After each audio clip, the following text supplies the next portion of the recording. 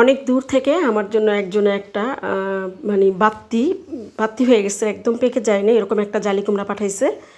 তো আজকে ভাবছি, অনেক দিন ধরে ভাবছি কী করব বুঝতে পারতেছি না। তো আজকে ভাবলাম যে শিরা মোরব্বা যেটা করে সেটা করে আজকে আপনাদের সাথে শেয়ার করি। আর বাকি অর্ধেকটা রেখে দিয়েছি, শুকনা মোরব্বা পরে করে নেব। তো আমি এটাকে ভালো করে ছিলে নিচ্ছি, আর বুকের অংশটা অবশ্যই ফেলে দিতে হবে। তারপরে এইভাবে কেটে নিছি। এখন আমি এটাকে কাঁটা চামচ দিয়ে ভালো করে চারোপাশ কেচে নিব, যেহেতু শিরাটা ভিতরে চলে যায়। এই মোরব্বাটা খেতে কিন্তু ভীষণ মজা লাগে। তো আমি এর আগে কখনো করি নাই, কিন্তু আমি খেয়েছি। তো চাইলে এটা অনেক সময় করে কি দুধ দিয়েও খাওয়া যায়। তো আমি আজকে শুধু চিনি শিরাটা কীভাবে করবেন সেটাই দেখাই।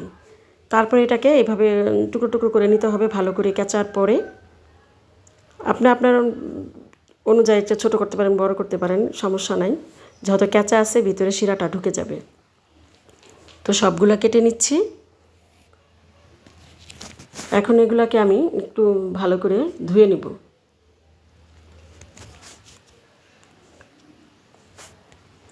ধুয়ে আমি একটা রাইস কুকারে করে হালকা ভাপ দিব।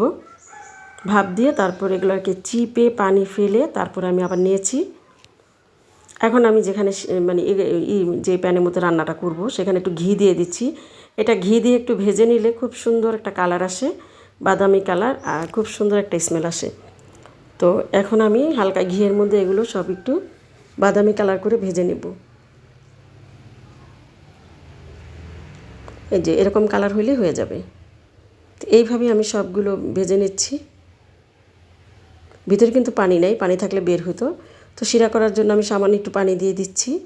আর এখানে পরিমাণ মতো মিষ্টি কতটুকু খাবো সেই আন্দাজ চিনি নিয়েছি, আর কিছু এলাচ দারচিনি দিয়ে দিলাম। তারপর শিরার মধ্যে এটা দিয়ে দিব। আমি একদম অতিরিক্ত শিরা রাখবো না, এরকম শিরা রাখবো যেন এই জালি কুমড়াটায়, যেমন মোরব্বাটা আর কি, সম্পূর্ণ শিরাটা খেয়ে ফেলে। তো ওইটাই খেতে ভালো লাগবে। তো এটা আমি এখন রেখে দিব, শিরাগুলো সব চুষে নিলে তারপরে খাবো।